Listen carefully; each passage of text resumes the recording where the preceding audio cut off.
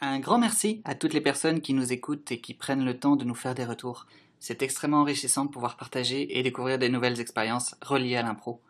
Avec les membres de la Rocambolesque, nous vous proposons actuellement des ateliers d'improvisation à distance, les séances entre nous en ligne, pour continuer à jouer et rencontrer des improvisateuristes du Québec et d'ailleurs.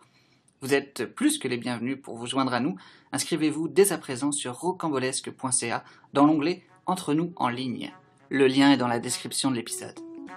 On vous souhaite une bonne écoute et au plaisir de vous découvrir. Impro Blabla. Discussion et échange autour de l'impro, la vie et tout ce qu'il y a entre les deux. Et salut tout le monde, bonjour et bienvenue pour ce nouvel enregistrement d'Impro Blabla. Je peux même vous dire bon matin, bonjour et bonsoir où que vous soyez. Et je peux également le dire à mes invités aujourd'hui puisqu'on est éparpillés un petit peu partout dans le monde. C'est un enregistrement international aujourd'hui. On est à Montréal, on est à Melbourne et on est en France en même temps pour discuter d'improvisation et de l'improvisation des tout petits, les enfants de bas âge à qui on fait faire de l'improvisation. C'est un sujet à part entière que j'avais très envie d'aborder. Alors je vais sans plus tarder vous présenter nos intervenants et intervenantes pour cet enregistrement. On va commencer ça avec Natacha Muller qui se trouve à Melbourne présentement. Ça va bien, Natacha ? Oui, ça va super bien. Bonjour, bonsoir. Chez nous, c'est le soir. Oui. On est très content d'être là. Toi, tu es en Australie, tu es française, franco-australienne. Tu es en Australie depuis maintenant 3 ans. Tu as créé ta propre compagnie qui s'appelle The French Loop. C'est exact, oui. Je suis née en Australie, j'ai grandi en France et je suis revenue en Australie et j'ai créé ma compagnie d'impro. Donc, j'ai tout fait toute seule jusqu'à rencontrer d'extraordinaires personnes. J'interviens avec des enfants, des 2 ans, des primaires, des adolescents et des adultes. Et bientôt dans des entreprises. Donc, pour des grands enfants, pour le coup. Ouais. Et tout en français, dans un pays anglophone. Gros challenge. Donc, c'est aussi valeur de francisation pour les participants avec lesquels tu interviens. Exactement, oui. C'est une plus-value extra. Alors, merci d'être avec nous.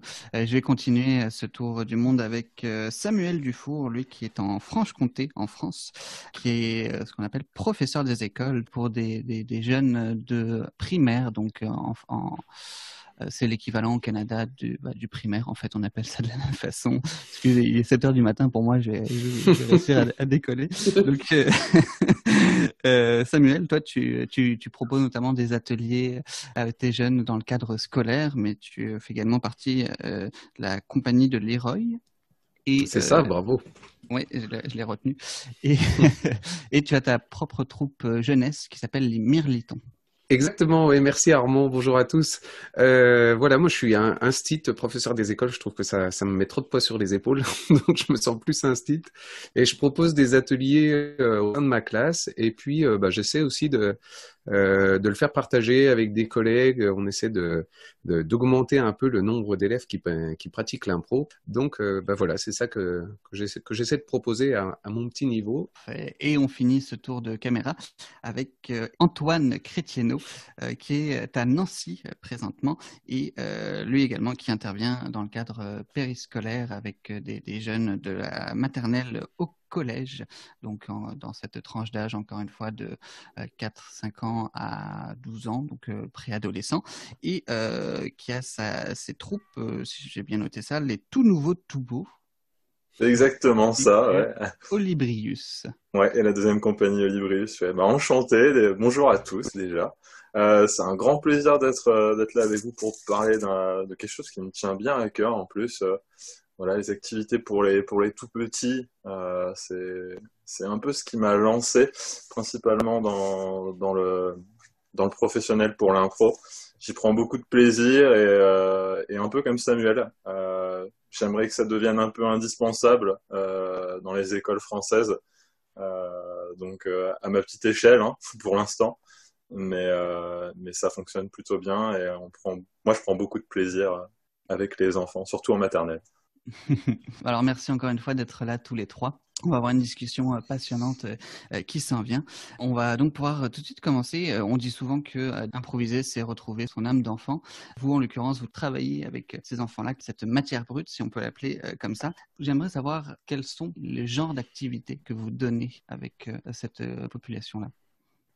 La première des choses que je trouve importante de travailler avec les enfants, c'est le plaisir de jeu et de leur montrer que on n'est plus dans un cadre scolaire. On leur enlève en fait cette barrière, on leur enlève un peu cette contrainte de se dire, voilà, tu dois rester assis, tu dois rester calme, tu vas pas pouvoir, voilà. On leur enlève tout ça. En tout cas, moi de mon côté, c'est comme ça que je commence toujours. Et on va jouer principalement sur des choses qu'ils aiment faire. Beaucoup jouer sur l'aspect mimétique entre eux, beaucoup jouer sur le corps, sur l'incarnation, juste la déambulation des choses simples, puis après passer sur plus de l'émotion, parce que c'est quelque chose qu'on réfrène beaucoup à l'école et qu'ils ont envie de lâcher, qu'ils ont envie de partager avec nous. Et là, on leur donne une manière ou un endroit en tout cas pour le faire. Donc, je trouve que c'est vraiment les deux points importants que je prends en compte en début d'atelier pour ma part. Donc, c'est dans le cadre d'ateliers d'improvisation structurés. Ça dure combien de temps en général? En moyenne, avec des enfants, ça peut durer entre une demi-heure et 1 heure en fonction du groupe, en fonction de s'il y a des enseignants qui sont avec nous ou pas. Mais avec des gros groupes, en moyenne, ouais, je dirais 45 minutes à peu près.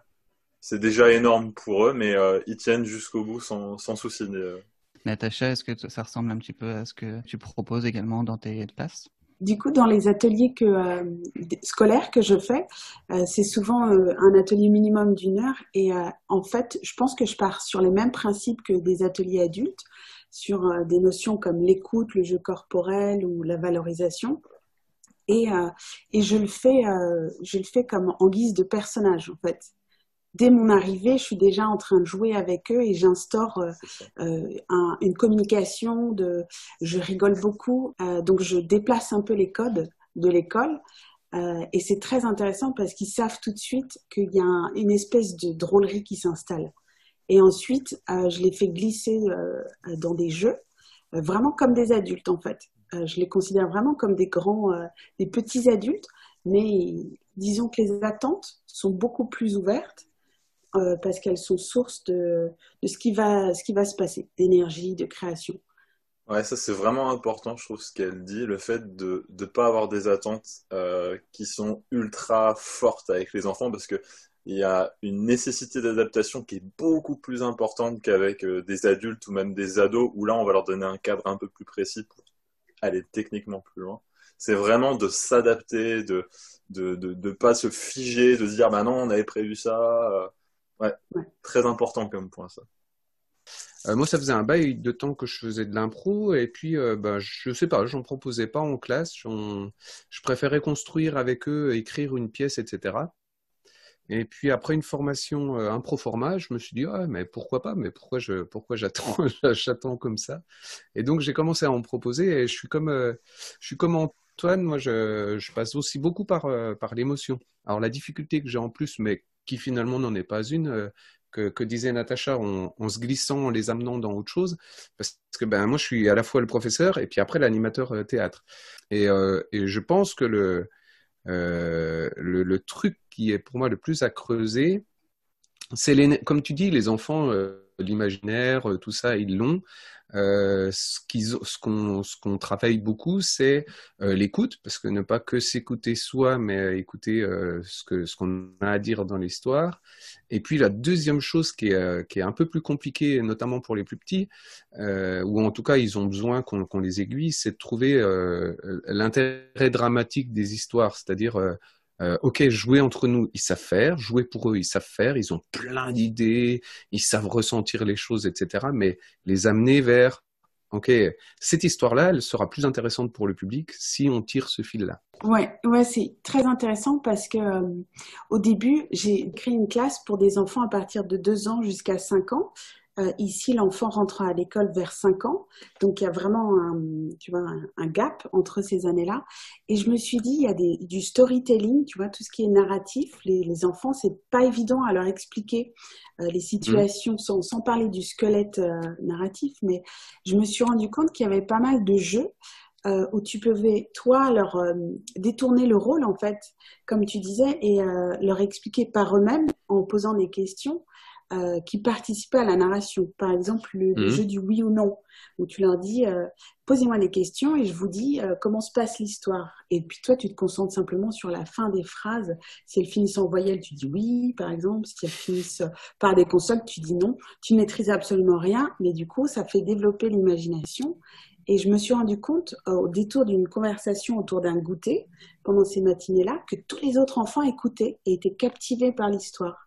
Et ça s'est transformé en on a acquis la narration collective, ce qui est formidable. Et je parle d'enfants qui apprennent à peine à parler. Donc je trouve ça très intéressant ce que tu as dit, parce qu'il y a des choses qui émergent comme ça, peu importe les âges. C'est vraiment le groupe et la fédération qui crée la place, en fait, au théâtre. Si je comprends bien, c'est que pour vous trois, c'est quand même une approche globalement ouverte. Antoine l'a mentionné, l'adaptabilité des objectifs. Quand vous commencez un atelier avec vos jeunes, on va les appeler comme ça, les jeunes plutôt que les tout petits, ça les vexera moins. Alors oui, ça. Quelle mise en contexte vous faites? C'est-à-dire, est-ce que, Natacha, toi tu mentionnais que tu étais tout de suite dans le jeu. Est-ce que l'échauffement, par exemple, si vous en faites un, est plus poussé, ou alors est-ce qu'il y a une mise en situation particulière? C'est intéressant cette question parce que j'ai hâte d'entendre ce que vous allez dire. Moi, je fais un clown. Je fais clairement du clown sans nez rouge, sans perruque. Tout de suite, je travaille. Si je vois qu'ils sont ils sont pas connectés, ils sont mous, je vais être encore moins connectée et je vais me mettre par terre et je vais leur proposer de faire une sieste. Et en général, ils vont faire non, on veut pas. Donc, je vais jouer sur l'énergie collective. Et parce que j'ai pas du tout je sais que les maîtresses ou les maîtres vont suivre. Donc, j'aime beaucoup jouer là-dessus, sur les contraires. Par contre, l'échauffement, c'est une question hyper intéressante parce que quand on intervient dans des écoles hors de nos propres classes, cette question d'échauffement est souvent remise en question comme est-elle vraiment utile? À savoir que si, comme toute pratique sportive ou physique, c'est hyper important, mais les professeurs, de mon côté, comprennent pas souvent qu'en fait, il faut qu'elle existe. Il faut qu'elle soit parfois plus longue, comme des jeux de prénoms ou des jeux d'éveil du corps. C'est hyper important pour se préparer au théâtre. Du coup, j'ai hâte, Samuel, Antoine, que vous me dites, vous partagez ce que vous en pensez. Moi, je me bats pour l'échauffement. Voilà, si ça doit être 30 minutes, ben c'est 30 minutes. Et la semaine après, on pourra jouer directement, peut-être avec un tout petit échauffement, mais c'est primordial. Donc, arrêtez de nous dire que l'échauffement, les jeux de prénoms ne servent à rien. C'est la base. Le message est passé. Merci. Ouais, mais je suis d'accord avec toi, Natacha. Moi, l'avantage, c'est que je les ai avant en classe, donc je vois à peu près où ils sont. Comme Antoine, le début d'année, je bosse pas mal sur les émotions. Donc, le but du jeu, des échauffements, pour moi, c'est de les amener à se concentrer sur eux déjà, sur ce qu'ils ressentent, etc. Donc, à base de respiration, etc. Et aussi après sur le groupe.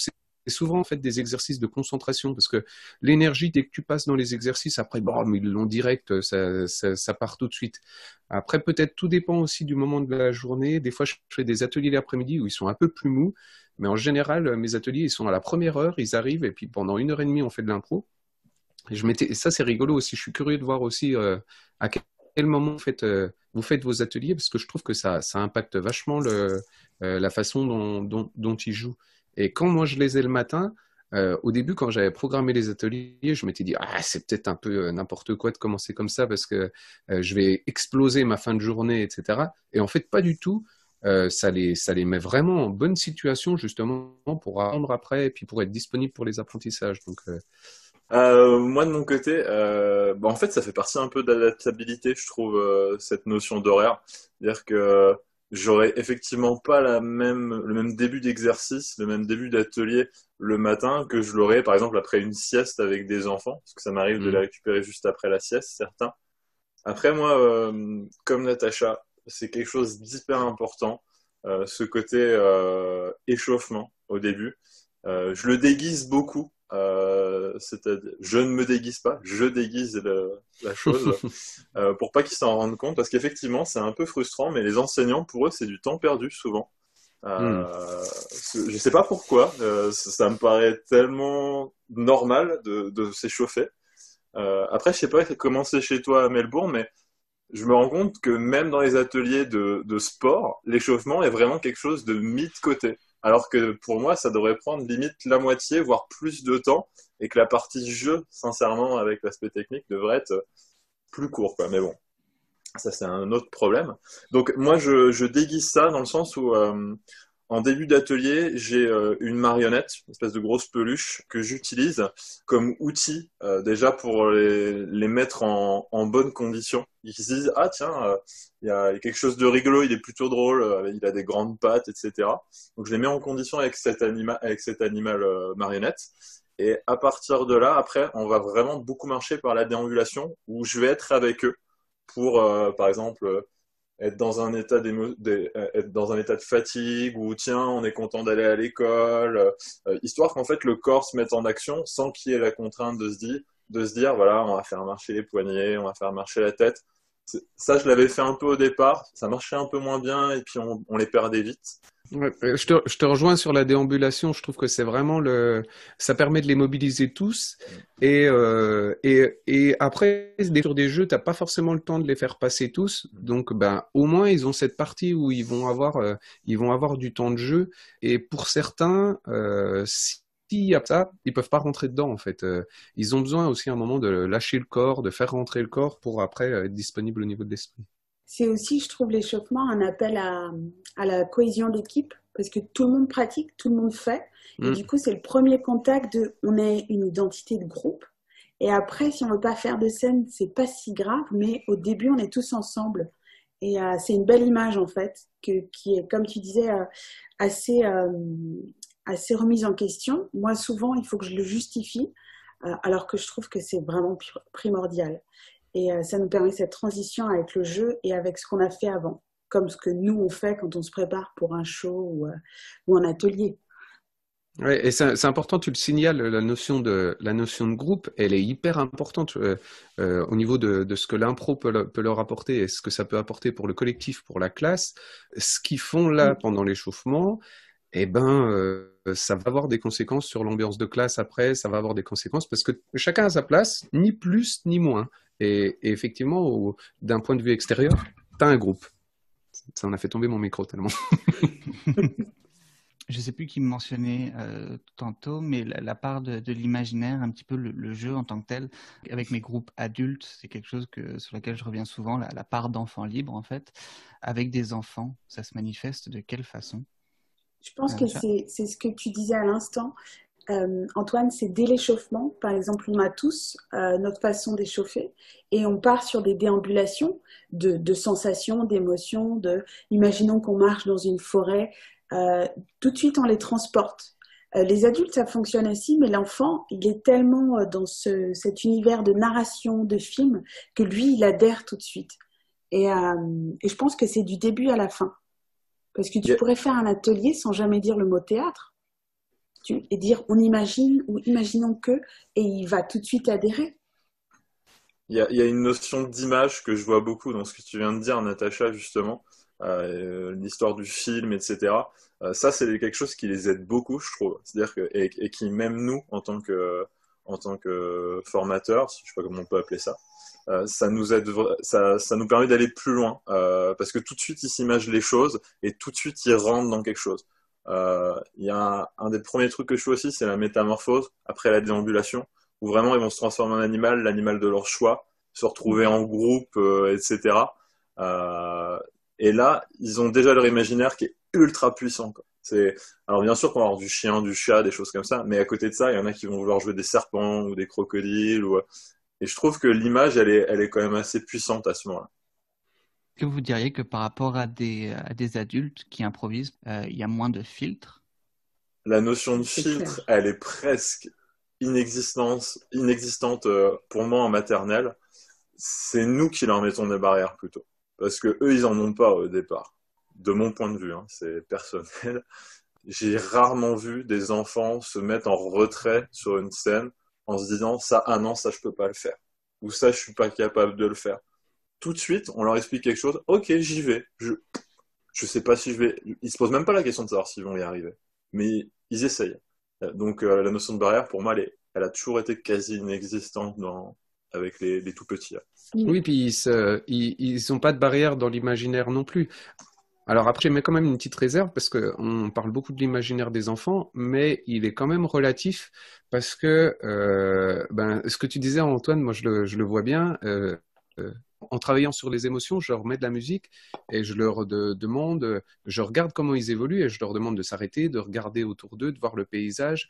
Et tu vois tout de suite, il y en a qui partent mais très vite et très loin, et puis d'autres, il se passe pas tant de choses que ça. Donc, et quand tu creuses après sur les impros, certes pour eux c'est plus facile d'être dans l'imaginaire, mais en fonction de ce qu'ils lisent, de ce qu'ils regardent, de ce qui se passe dans leur vie, il y a quand même des grosses différences de zones d'imaginaire. Et ça c'est un excellent point, Samuel, parce que moi, j'ai découvert après 7-8 ans les références bibliques, tout ce qui est bande dessinée, Astérix et tout ça, c'est presque tout ce qui sort. Si un enfant, par exemple, lit beaucoup, il va souvent, ses premières idées après 7-8 ans, ça va être ce qu'il lit. Et il faut passer cette petite étape avant qu'il comprenne qu'il a le champ des possibles et qu'il lâche un peu les références. Mais j'ai encore ce matin découvert ça lors d'un atelier avec un enfant qui adore Astérix, et dès qu'il peut, il glisse des références, ce qui est cool. Mais c'est tout à fait vrai. Et du coup, c'est aussi la transition entre l'enfant et l'adulte qui gère ces références. Comme certains improvisateurs adultes peuvent chantonner ou avoir des références qu'ils ont envie de placer. Donc, je trouve ça très intéressant. Moi, j'émettrais juste un petit mais avec ce que tu disais avant, Antoine, sur le retrait de certains enfants qui peuvent être timides et qui parfois peuvent apprécier aussi l'imaginaire en tant qu'observateurs. Moi, j'ai pas mal d'enfants chez les tout petits qui aiment regarder et qui prennent beaucoup de plaisir à regarder et qui parfois, ça leur suffit dans leur participation active parce qu'ils vont donner des mots, des idées, mais dès qu'ils doivent se lever, il va y avoir comme un « je suis pas prêt à rendre ça réel ». Et cette notion-là est très importante parce qu'il faut au théâtre quelqu'un qui joue et quelqu'un qui regarde, et ils sont tout aussi importants à la construction de ce qui se passe, je trouve. Ouais, et ils sont pas pour autant complètement en retrait, tu vois.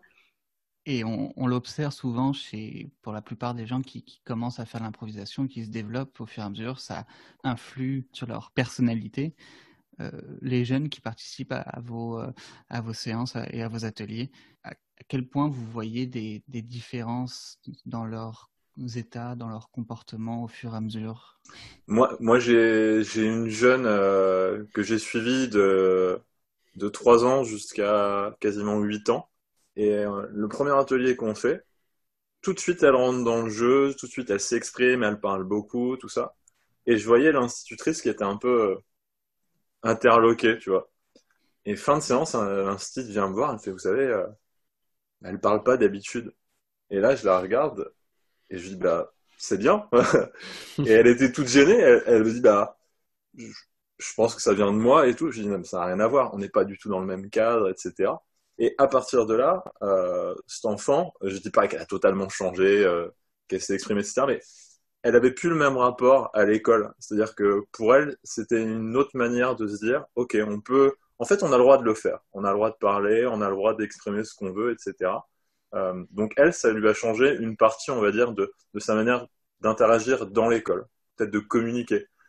En coachant, quand j'étais à Strasbourg, il y a quelques années, j'ai coaché des adolescents et j'ai vu des parcours incroyables, notamment des enfants qui sont dans des, je sais plus si ça s'appelle comme ça, donc dites-moi EIP, les enfants intellectuellement précoces, donc dans des cursus avec plus de suivi. Et je me souviens d'un enfant, il y en a eu plusieurs, mais qui au début avait un fort bégaiement, ne voulait pas du tout parler, et il assistait à l'atelier sans jouer, ce qui était très difficile pour les autres. Et il a fait le spectacle en fin d'année Et j'ai eu droit, il m'a serré la main et il m'a dit, ça m'a transformée. Et je me souviens, et c'est chouette parce que j'ai son nom et toute la scène qui revient. Et je me dis, bon, bah, ça a marqué à ce moment-là. Après, il en fait ce qu'il veut. Je pense que l'outil improvisation, tu t'en sers à peu importe ce qui te traverse dans la vie, c'est à toi, enfant ou adulte, tu prends et tu prends ce que tu as à prendre. Nous, on est juste des vecteurs, à mon sens, de connaissances et d'expériences. Pour moi, la plus belle chose, c'est quand l'enfant lui-même, il a fait ce petit chemin dans sa tête qui le regarde et qui te regarde en disant « Waouh, je suis fière de moi ». Du coup, ça, c'est top. Et je l'ai aussi avec les adultes et je trouve que ça n'a pas de prix. Séquence émotion. Bah, en vrai, j'ai un petit peu, je suis un petit peu ému à t'entendre parce que je me retrouve un petit peu là-dedans. Enfin, moi-même, quand j'étais jeune, je faisais pas de l'impro, mais des ateliers de théâtre. Puis ça m'a grandement aidé dans mon parcours personnel. Encore une fois, ça, c'est les expériences de chacun qui viennent appuyer là-dessus, mais d'avoir cet outil-là à disposition que vous pouvez partager, comme tu disais aussi, pas en tant que figure, j'allais dire autoritaire, non, mais comme figure d'enseignant de ou connaissance ou imposée ou quoi. Je conçois tout à fait que ça puisse leur donner cet espace d'expression-là et de développement personnel.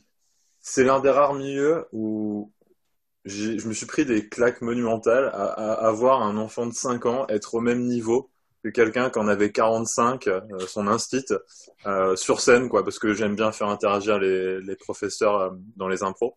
Et vraiment, il y avait plus de niveau, en fait. C'est-à-dire que on est là, tous les deux au même endroit, à l'instant présent. Et ça, je trouve que c'est un point tellement fort de l'impro, de leur apporter cette possibilité un outil de mieux communiquer, de plus facilement communiquer et de se dire qu'on est tous pareils, en fait. J'ai 1 million d'anecdotes par rapport à ce que vous dites. Je oriente aussi sur les groupes, parce que là on parle de développement personnel. Alors je sais que Mathieu Incelin qui est très vigilant à ça, qui fait attention à ce que est-ce que c'est vraiment nous qui leur apportons ça, est-ce que c'est vraiment l'impro ou est-ce que c'est d'autres choses. Pour dire, on fait un interatelier entre groupes de CM2 et CE2. La récréation d'après, ils jouent ensemble dans la cour de récréation alors qu'ils ne l'avaient jamais fait depuis le début de l'année. Et je pense que j'ai réalisé aussi, il y a pas si longtemps, en créant ma compagnie, je me suis dit, il y a quelque chose que j'ai très envie de mettre en place, c'est de jouer avec mes élèves.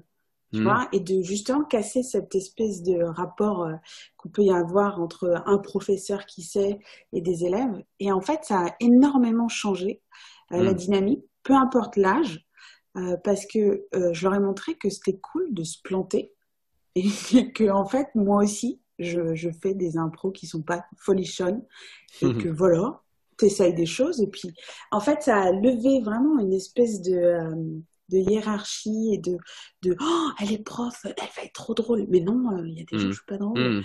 Et j'ai en tête une enfant que j'ai depuis le début de l'histoire French Loop, qui était très timide, qui voulait absolument pas jouer. Et ce soir, j'ai fait un spectacle sur Zoom. Elle est venue voir et elle m'a dit « Je veux jouer !» Et elle joue devant une audience de personnes qu'elle connaît pas sur Zoom. On est parti d'un point à « Elle me vole le spectacle !» Et je dis oui, parce qu'il faut. Et il y a de la place pour tout le monde. Et je pense que c'est très bien en tant que coach d'impro, je sais pas comment vous vous appelez, de jouer avec tes élèves et de profiter de leur dire, en fait, ensemble, on fait sauter ce truc. Et on peut. C'est vraiment une richesse.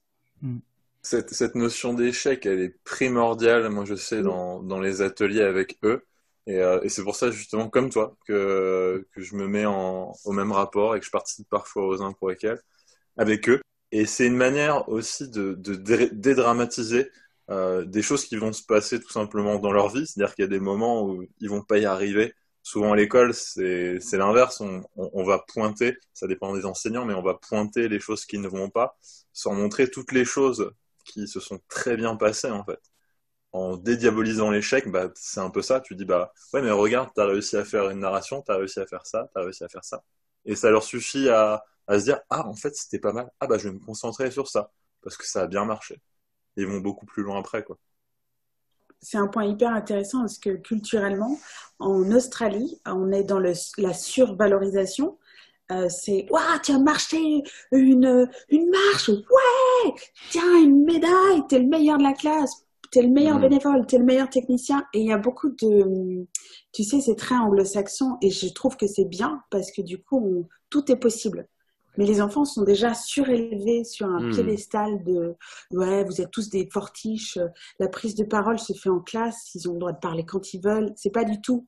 C'est très difficile quand on est français ou qu'on a fait son éducation en France de venir en Australie parce que ça casse tous les codes. Donc on est déjà dans une belle valorisation d'autrui, mais c'est plus difficile par rapport. L'échec, ça va parce que j'ai beaucoup appris à l'impro à l'australienne et en fait, il y a vraiment ce côté de happy smile tout le temps. Mais c'est important parce qu'il y a un contexte de bienveillance qui existe déjà dans la culture. Ce qui pose d'autres problèmes en termes d'évolution ou de retour critique.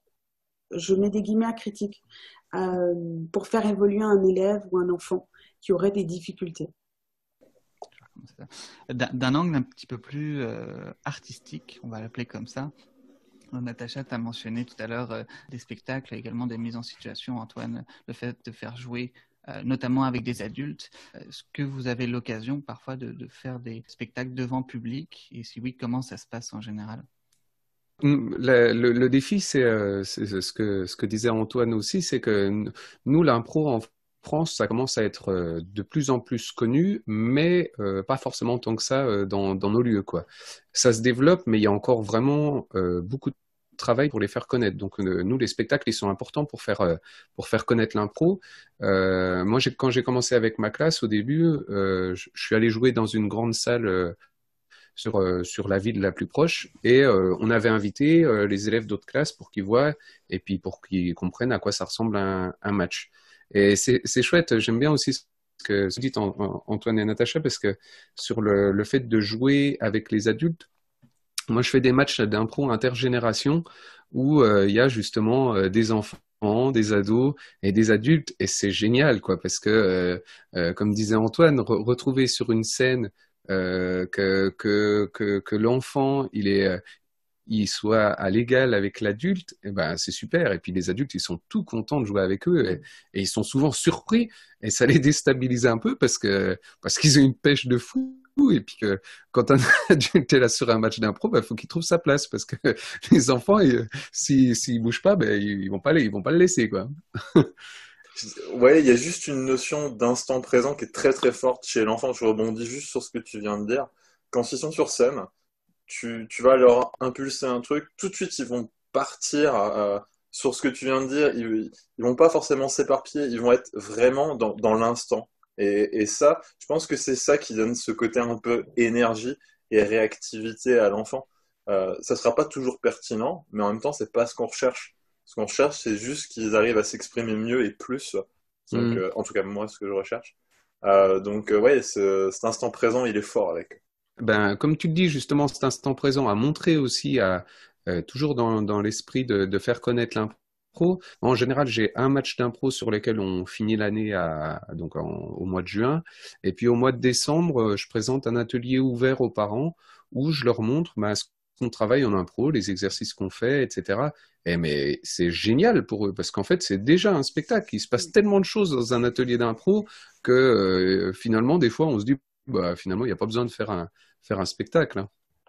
Oui, et puis il y a aussi cette notion de fin de terme d'année égale spectacle. Je trouve que ça met une pression horrible aux enfants et Mm. aux gens.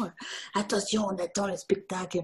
Euh, Parce qu'il y a ce truc de qu'est-ce que vous faites pendant vos classes? On veut voir.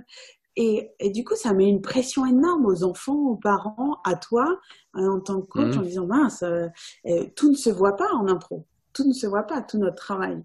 Euh, moi, j'ai la démarche inverse, Samuel, c'est que moi, les gens sont venus me chercher pour animer des ateliers de théâtre en école. Et c'est mon public qui est venu chercher dans les écoles franco-australiennes, donc maternelle, primaire, collège. Et du coup, je me suis retrouvée à tourner à 7, 8 classes à apprendre des centaines de prénoms et à me dire, OK, je viens, j'ai mon kit impro, je joue et puis on voit. Et après, j'ai créé des spectacles, mais ça, c'était avant Covid. Donc, c'était compliqué tu vois, c'était la démarche inverse. Par contre, j'ai installé quelque chose et tu m'as fait penser à ça. C'est que aux classes que moi j'ai créées avec des enfants, à chaque dernière séance, les parents venaient et faisaient la séance.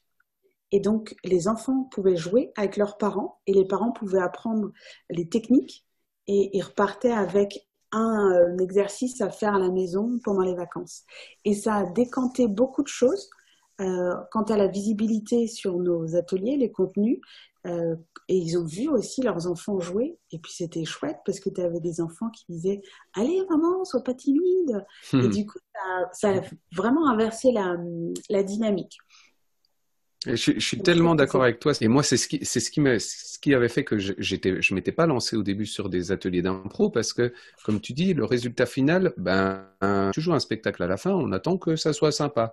Et l'impro, des fois, ben, ça peut être pas terrible. Donc, c'est pour ça que moi, je faisais des matchs d'impro parce qu'au moins, il y avait la grosse structure avec arbitre, avec MC, etc. Mais clairement, ce qu'on recherche, c'est toute l'année qu'on le travaille. Et moi, l'avantage d'être leur instit, c'est que je peux l'utiliser quand je veux, en fait. Si à un moment dans la classe, j'ai besoin de jouer une situation, ben hop, on prend le temps de la jouer. Si à un moment, on travaille, ben, par exemple, là, il va bientôt y avoir la laïcité, ben, c'est souvent qu'on fait des scènes, qu'on crée des scènes par rapport à ça. Et l'impro, elle nous aide directement, parce que c'est vachement plus facile de créer des scènes. Ouais, il y a pas mal de choses complémentaires en plus dans les deux manières de fonctionner, je trouve, avec ce côté, on fait participer les parents au spectacle, et non pas vous êtes là en tant que spectateur, vous êtes vraiment acteur avec les enfants et vous allez voir ce qu'ils vont vous montrer. Vous allez voir qu'ils vont vous apprendre quelque chose. C'est rare en fait dans une journée que les parents se laissent toucher par leurs enfants qui vont leur apprendre quelque chose, mis à part quand il y a un dessin qui va être montré ou des choses dans le genre. Là, je trouve ça assez fort. Moi, je l'utilise un petit peu. Je l'ai fait 2 fois sur certains ateliers. Mais la plupart du temps, par contre, je suis plus sur de la restitution, pas du spectacle en soi, dans le sens où on fonctionne par exemple, sur des formats de 20 séances.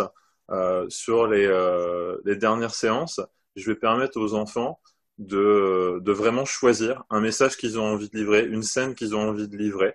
On leur aura apporté pendant les 12 ou 15 séances précédentes des outils de narration, échange, écoute, observation. Et derrière, maintenant, à eux de créer la scène de A à Z. On va faire, j'en sais rien, une vingtaine de scènes différentes, et puis bah, y en a qui marchent, d'autres qui marchent pas. Puis celles qui ont le mieux marché, bah, ils vont avoir la possibilité de les présenter aux élèves des autres classes. Et forcément, il n'y a rien d'écrit, tout est modifié. J'ai jamais eu une scène qui se reproduisait 2 fois à l'identique. Il y a toujours des dialogues qui changent totalement, des placements qui changent totalement.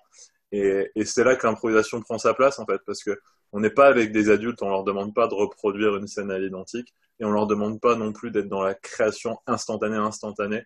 Ça peut être un peu déroutant pour eux ou difficile.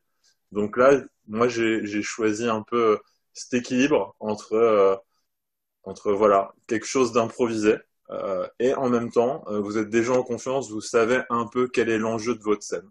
Quoi qu'il arrive, à la fin, ils sont pas frustrés parce qu'ils ont livré leur message, et puis ils étaient en confiance, et puis en même temps, il y a eu un peu de choses non prévues, d'imprévues. Ouais, c'est une super idée, je trouve, justement, qu'ils aient cette partie préparatoire pour les amener à ça après, et utiliser les outils, les techniques que tu as fait pour arriver à ça. Et des fois, dès le départ, la scène, elle va être juste dantesque. Ils vont te lâcher des trucs, tu te dis, mais c'est pas possible. Il y a déjà des jeunes qui m'ont foutu les larmes sur la première scène qu'ils présentaient, parce que il y avait tout, des personnages, un début, une fin, un message ultra badass, voilà, de l'émotion. Et tu te dis, mais ok, bon, bah, c'était des jeunes de maternelle, tout va bien.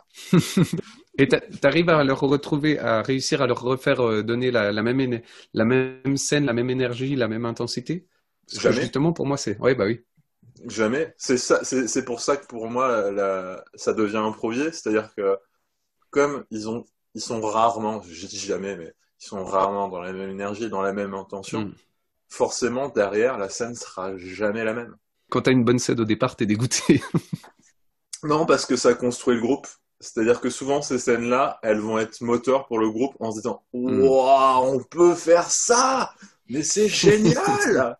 Euh, et derrière, même s'ils ne la reproduisent pas à la fin, ils savent qu'ils l'ont fait au moins une fois. Mm. Donc Mm. ça veut dire que c'est possible de le refaire une autre fois. Pour revenir à ce que tu disais, Samuel, on a une petite pensée pour Mathieu Asselin, que j'avais reçu également dans un autre podcast. Bien sûr, ce sont des connaissances empiriques que vous avez faites à travers vos expériences, des observations que vous avez pu voir sur vos participants, sur leur développement. Il n'y a pas encore de preuves scientifiques de l'apport de tout ça, mais on peut le ressentir aussi à ce niveau-là, ce que ça peut apporter. Je suis quand même très heureux de savoir que ça existe et que ça peut continuer à contribuer à beaucoup de personnes, de tous les âges d'ailleurs. Pour finir cet entretien-là, à partir de tout ce que vous avez pu vivre avec cette catégorie d'improvisateurs et d'improvisatrices de cet âge, vous, dans votre pratique plus adulte ou avec vos troupes respectives, à quel point ça a influé votre perception du jeu ou votre façon d'improviser? Alors moi, je peux tout de suite vous dire, quand vous jouez avec un enfant et qu'il vous dit non, tu es obligé de renouveler tes idées et tu te dis, ok, ma mission là, c'est quoi qu'il se passe, je continue, je garde la tête haute, je joue et j'y vais. Et ça, c'est génial parce qu'un enfant, il peut dire non 5 fois de suite et puis du coup, c'est un boost. Un adulte, un improvisateur qui vous dit non 5 fois de suite, vous vous arrêtez, vous lui dites, bon, écoute, là, tu bloques, hein. Tu vois bien qu'il y a un problème. Alors, je l'ai vécu et je trouve que c'est génial parce que du coup, on travaille encore plus. On travaille vraiment sur d'autres rouages et je pense que le jeu, tu as envie de lâcher prise comme eux, tu as envie vraiment de les rejoindre et du coup d'aller dans des aventures que tu t'autoriserais différemment peut-être avec des adultes. Un enfant, il y a peut-être un mois, je fais une scène avec un enfant qui me propose de faire un hold-up et on est dans la boutique et on est en train de braquer quelque chose et il me dit on braque le jus de fruits en framboise. Et je me dis ok. Et je lui dis mais on a fait tout ce chemin pour ça. Et il me dit mais c'est le meilleur de la ville. Et voilà. Et c'est génial. Et c'est génial parce que je pense qu'il n'y a pas de suite. C'est juste là, posé. C'est vrai que c'est le meilleur jus de fruits aux framboises de la ville, il a raison. Mais oui. Mais en tant qu'improvisateur sans juger des idées respectives, on irait chercher vraiment quelque chose de plus pertinent ou d'autres. On irait peut-être trop cérébraliser ça, alors que lui, l'enfant, il se dit ah non, c'est ça, c'est le jus de fruits à la framboise. Et je trouve ça génial parce que tu t'arrêtes pas de rebondir en tant que coach, improvisateur. Et humainement, c'est tellement riche. J'aime les adultes aussi, hein, mais je trouve que les enfants, c'est une source d'énergie incroyable. C'est un Red Bull. C'est des éponges en fait, et ils nous renvoient ça par miroir. C'est-à-dire que vraiment, ils nous remettent à notre place. C'est-à-dire que, comme tu dis, le non, c'est non, quoi. Ok, d'accord, t'as dit non. Ok, bah tout de suite réagir. C'est une énergie de l'instant. Ça nous forge, ça nous force à aller plus loin. Et ça s'arrête jamais. Il n'y a pas de pause avec eux. Oui, ils n'ont pas d'arrière-pensée aussi, en fait. Mais c'est ça, il y a pas de jugement en plus, à cet âge-là, ou très peu. Juste, ils vont te dire non, je suis pas d'accord avec ça, je veux pas qu'on fasse ça, je veux qu'on fasse ça. Et ça, c'est tellement nourricier, c'est tellement. Ça te remet à ta place, tout simplement, ouais. C'est plus le public enfant qui est très exigeant en fait au niveau ce que je fais des fois des spectacles de Noël et des fois sur certaines impros ça accroche pas et parce que ben voilà t'as pas le droit d'être à moins de 200% sur une impro, t'as pas le droit de pas amener d'émotion, t'as pas le droit de pas faire de corporel. T'as pas le droit que l'histoire elle tienne pas la route parce que l'enfant, ben, si ça l'embête un peu, il commence à gigoter sur son fauteuil, etc. Donc c'est ça qui est bien, je trouve, c'est que ça t'amène à un gros un gros challenge parce que eux, en tant que spectateurs, ils sont exigeants. Donc moi c'est ça que je retiens, c'est ça que je trouve chouette. Ouais, le côté faille, c'est-à-dire que la moindre faille, ils s'engouffrent dedans. Ils vont pas te laisser la possibilité en fait de t'en sortir si jamais t'as laissé une ouverture ou un truc comme ça. Et c'est jouissif et en même temps c'est frustrant parce que d'un côté tu dis bah, en fait ouais t'as raison et en même temps tu dis t'es quand même en train de pourrir le truc mais ouais mais t'as raison, allez vas-y on y va et on va dedans quoi, parce que cette faille elle est là et ils te mettent un peu en face de tout ça et ça te force à être soit plus précis ou soit plus dans l'ouverture, mais c'est tellement riche de sens. J'ai plein de, je sais pas si ça se voit à l'écran là, mais j'ai plein de petites étoiles dans les yeux. C'est vraiment, c'est génial d'entendre dire ça. Moi, ça me donne encore plus le goût de continuer à évoluer avec ces jeunes-là. Au final, apprendre autant qu'eux. Et on a tout à apprendre et à retrouver justement cette part d'enfant libre lorsqu'on improvise. C'est un bon moteur au final. Un grand merci d'avoir été là, Natacha. J'espère qu'il n'est pas trop tard pour toi. Merci beaucoup, c'était génial. Je me rends compte qu'on aurait pu continuer encore longtemps. C'était super. Merci à tous. Donc, on se revoit, j'espère, très bientôt, que ce soit sur des plateformes virtuelles ou pourquoi pas un jour en vrai. Avec plaisir. De se croiser. Merci à toi, Armand. Merci à toi, Armand. Improblabla est un podcast proposé par les membres de la Rocambolesque. Retrouvez toutes les éditions sur rocambolesque.ca/improblabla ainsi que sur votre plateforme de podcast dédiée. Vous pouvez vous aussi faire partie de la discussion en nous rejoignant sur la page Facebook de la Rocambolesque, improvisation traditionnelle et expérimentale.